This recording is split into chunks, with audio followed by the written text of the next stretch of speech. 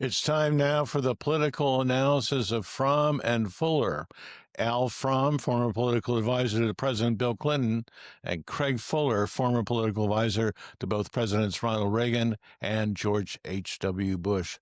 Good morning, all. Al, I'd like to start with you this week. And when you look at the kind of disappointments and losses that the Trump administration has experienced over the last 7 days, it's pretty astonishing.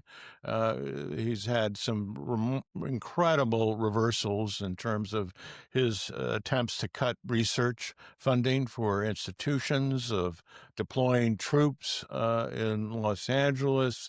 We now see that China, India, Russia, and North Korea are getting along much better than they used to. And then to top it all off, we have the victims of the Epstein saga going in front of the Capitol to tell their story in a very profound way. I'm sure we're all dealing with some kind of Trump fatigue, but not a good time for the United States. I think that's really the most important point. It is not a good time for the United States. The Trump is just absolutely going wild, in my view. His modus operandi is, I'm just going to do it until I'm stopped. And there are a number of things. Yesterday, we had the Harvard ruling that said he couldn't block funding to Harvard. He had a ruling in a court against tariffs, but there's the latest thing that they've been doing on vaccines is just absolutely insane. Even when the court stops him, the real question is whether or not he will abide by the court decisions. And on most things, he's just going to try to push it up to the Supreme Court, and Lord knows how the Supreme Court's going to run out.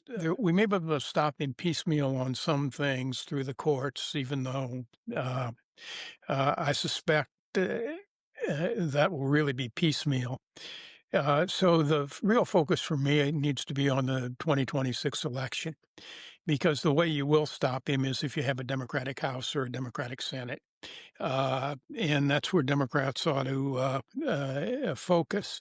The Epstein matter is not going to go away. I mean, sex scandals are always too interesting to just fade away.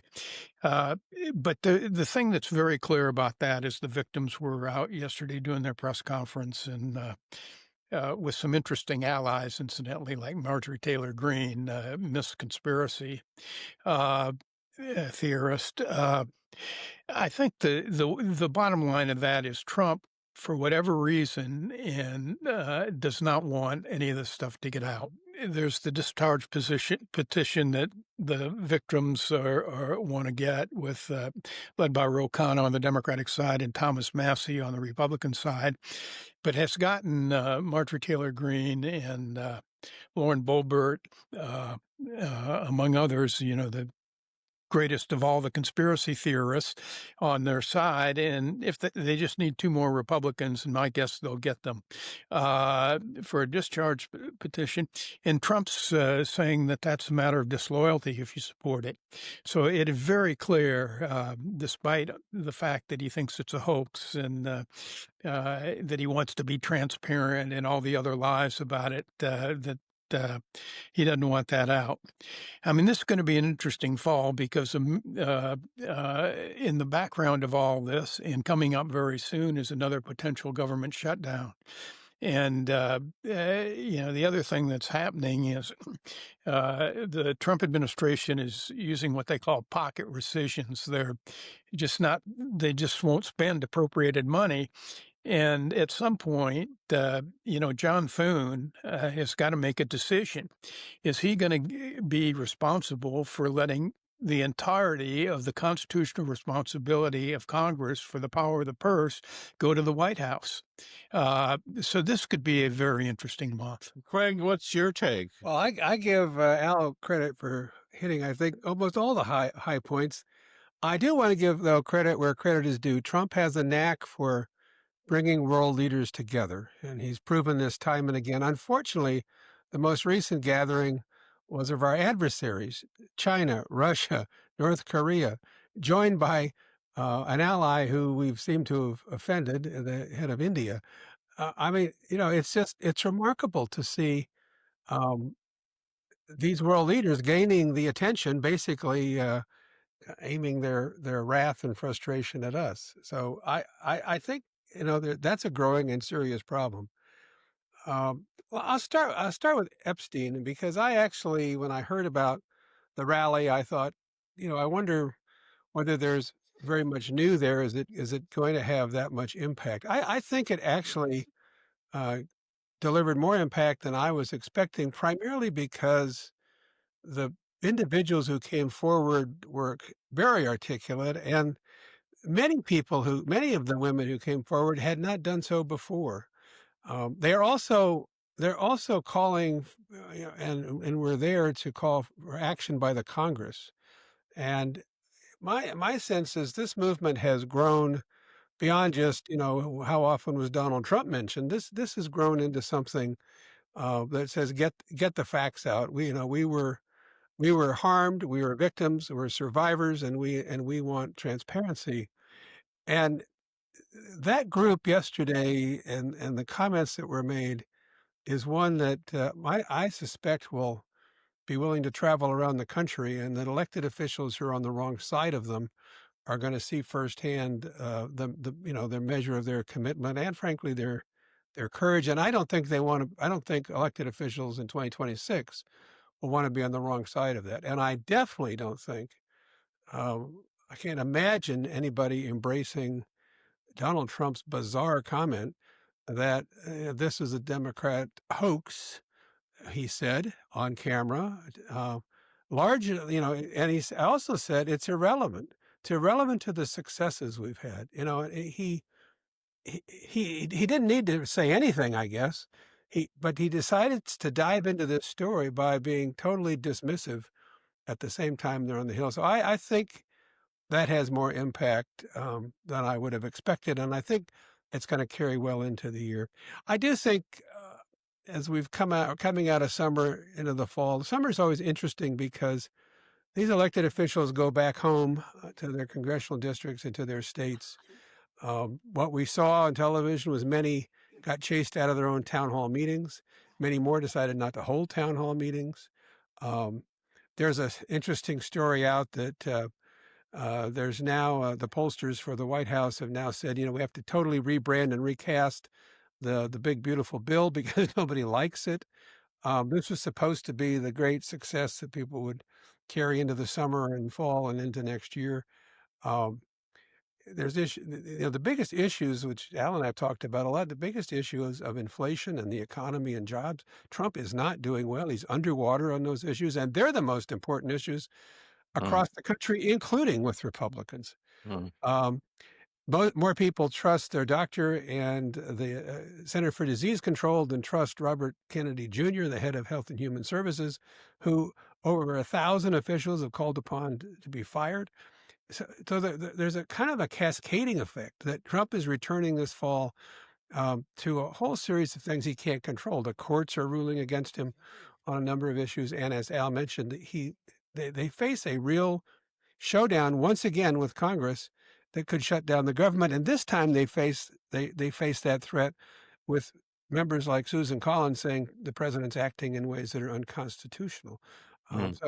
It's a different, to me, it has a different feel, and it's, I think, going to be a very rough fall for President Trump and his administration. Al, speaking of Susan Collins, it came out recently that, I guess yesterday, that she had accepted a $2 million contribution a day before the big, beautiful bill was voted on.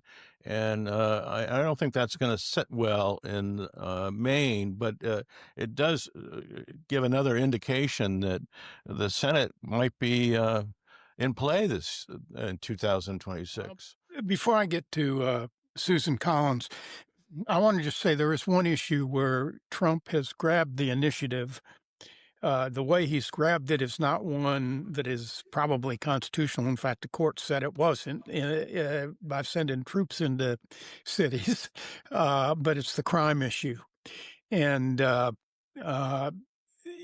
think his hope is that the crime issue in the end will trump everything else because, I must say he gets some help from my Democratic friends on that because, uh, uh, he's threatened to send the National Guard into Chicago. I know that Governor Pritzker, and I've heard some Republicans actually say that he's been very effective in his argument against it. But the real argument is that 54 people were shot over the weekend in Chicago. 7 people were killed. This has been a pattern that has gone on far too long, and numbers may be down, but perceptions about crime aren't. And he's going to try to ride that issue as long as he can.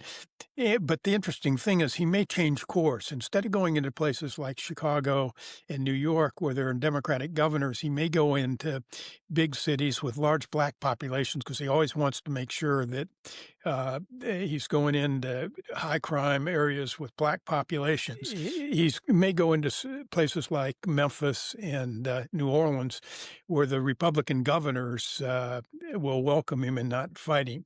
I think the Susan Collins thing, I didn't hear the story about the contribution, but I think for the reason Craig said, she thinks that some of the things he's done, Trump's doing on the budget are unconstitutional. I just, she's going to have a real opponent this time. I think maybe even the governor. She is really a rare bird because there aren't very many senators now who represent states that the president doesn't win, and she's one of them. I mean, I think there's another thing that's happened that's really important in politics for the Senate, and that is that Joni Ernst dropped out. Is not going to run for reelection. That's because Trump basically they ran her out while they were trying to get Hegseth, the vote for Hegseth. Bill Cassidy looks like a fool for the way he handled the confirmation of Robert F. Kennedy Jr. I don't know whether he'll stay. I noticed during the football games this weekend that he had a lot of ads on and they were all, embracing Trump, which is really interesting because he also voted to impeach Trump or to convict him. And so, Trump may in the end not want him. So I think the Senate and then the Texas race is going to be interesting because if Paxton, the Attorney General, wins, that seat's going to be a lot more open than if Cornyn does, and Paxton's leading in the polls right now. So I think it's possible the Senate is going to be up. The House is usually a referendum on the incumbent president in the first off-year election. And if I look at the country in 2026, it's likely that on election day, this country is going to be poorer, sicker, and less secure than it was in 2024 when Trump took over. And the reason is because his tariffs are, as you mentioned with the John Deere story, but the tariffs are driving up prices and hurting American companies. This incredibly nuts position on vaccines. Florida has decided they're going to end the vaccine mandates, comparing vaccine mandates to slavery. I mean, it's so bizarre.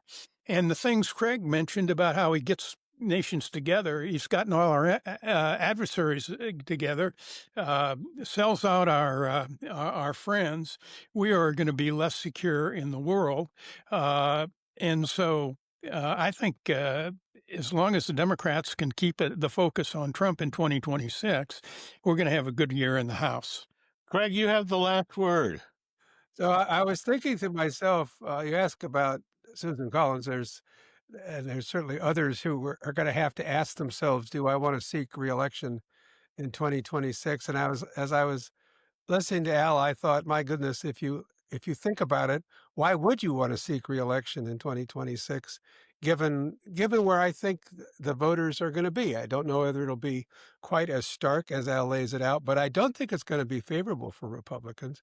Mhm. And for a United States senator, number one, the prospect of running for reelection and then having two more years of Donald Trump after 2026, possibly with one or both houses in the control of the Democrats, is not a happy proposition. And no one knows, but I would not put high odds on Republicans being able to hold the White House in 2028. That's partly because there will have been now 8 years of Donald Trump, separated by Biden's first term, or one term, but there'll be 8 years of Donald Trump, and I just don't think a Republican's going to emerge either out of his administration or around the country who you'd give a better than 50% chance of getting elected. So again, somebody like Susan Collins has to ask herself, do I want 2 more years of Trump and 4 years possibly with a Democrat as president, and maybe not have the Republicans in control of the Senate? That all adds up to me as a happy retirement is likely in order, and I think we're going to see more people retire from Congress. It's not a very pleasant place to be, and we know some of these elected officials pretty well, and they've never really believed what they're having to say publicly, given the Trump administration, and that, I think, will wear them down over time. Hey, we have to leave it there. Al Fromm, Craig Fuller, thanks so much indeed. We will see you next week.